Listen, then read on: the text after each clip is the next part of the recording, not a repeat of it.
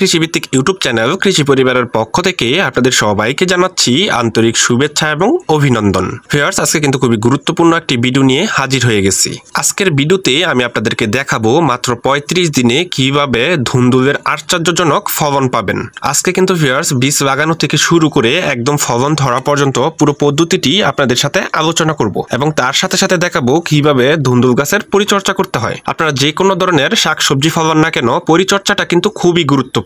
যদি সঠিকভাবে পরিচর্যা করা হয় তাহলে সেই গাছ থেকে কিন্তু একটা নির্দিষ্ট সময় পর ভালো একটা ফলন পাওয়া যায়। আমি আশা করি আপনারা যদি আমার এই ভিডিওটা প্রথম থেকে শেষ পর্যন্ত দেখেন তাহলে আপনারাও ধুন্দুল চাষ করে বাম্পার ফলন পাবেন। তো ভিউয়ার্স, চলুন আমরা মূল ভিডিওতে চলে যাই। ভিউয়ার্স, ধুন্দুল চাষ করার জন্য সর্বপ্রথমে এই জায়গায় আমি একটি গর্ত করে নিয়েছি, আর এই গর্তটার উচ্চতা হচ্ছে 12 ইঞ্চি। গর্তটার দৈর্ঘ্যপ্রস্থ হচ্ছে প্রায় 10 ইঞ্চির মতো। তো দেখুন ভিউয়ার্স, আমি কিভাবে গর্তটা করে নিয়েছি। তো এখন আমি এই গর্তের মধ্যে কিছু পরিমাণ গোবর সার দিয়ে দিব। তো আমি ফিরে আসছি গোবর সার দিয়ে।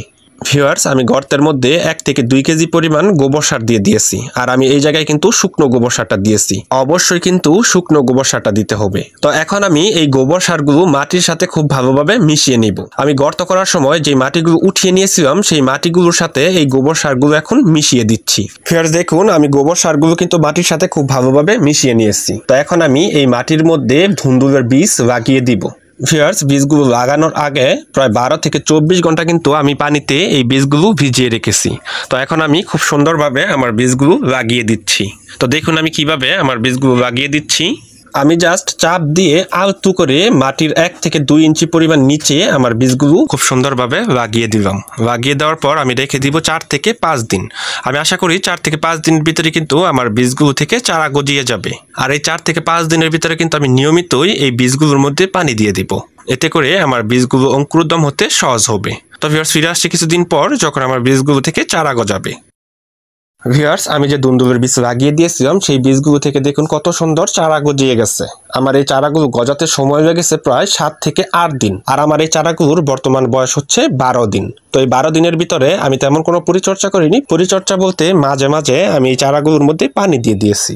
ভিউয়ার্স, মাঝখান দিয়ে কিন্তু আমি আমার ধুন্দুল গাছের গোড়ার দিকের যে মাটিগুলো আছে সেই মাটিগুলো কিন্তু আগলা করে দিয়েছি, যাতে করে শিকড়গুলো খুব সহজে এবং দ্রুত চলাচল করতে পারে। তো ভিউয়ার্স, দেখুন আমার ধুন্দুল গাছের চারদিকে কিন্তু দেখাই যাচ্ছে আমি যে মাটিটা ঝুরঝুরা করে দিয়েছি। তো আমি ফিরে আসছি আরো কিছুদিন পর। ভিউয়ার্স, আমি যে ধুন্দুল গাছ লাগিয়ে দিয়েছি আজকে তার প্রায় 20 দিন, আর দেখুন আমার গাছগুলো কতটা বড় হয়ে গেছে। আমার গাছগুলো কিন্তু অলরেডি ডগা নিতে শুরু করেছে। তো আজকে আমি এই গাছগুলোর মধ্যে কিছু পরিমাণ পরিচর্যা করব।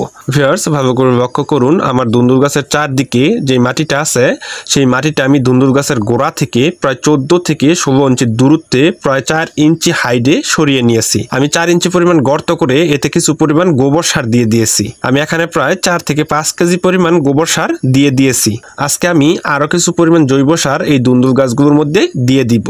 তো ভিউয়ার্স, দেখুন আমার জৈব সারটা কিন্তু আমি 20 টাকা কেজি দরে বাজার থেকে কিনে এনেছি। এই সারে আছে নাইট্রোজেন, ফসফরাস, অ্যামোনিয়া, জিঙ্ক, সীসা, কপার সহ গাছ বৃদ্ধির জন্য প্রয়োজনীয় পরিমাণ খাদ্য উপাদান। তো এখানে আমি প্রায় 250 গ্রাম পরিমাণ সার দিয়ে দিচ্ছি।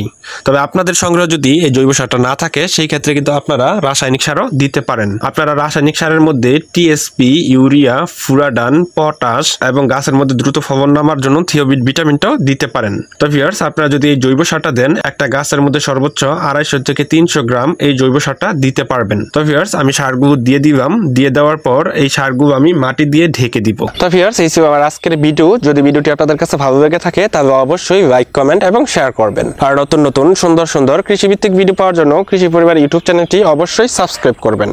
সবাই ভালো থাকবেন, সুস্থ থাকবেন এই কামনা করে আজকের মতো বিদায় নিচ্ছি। আসসালামু আলাইকুম।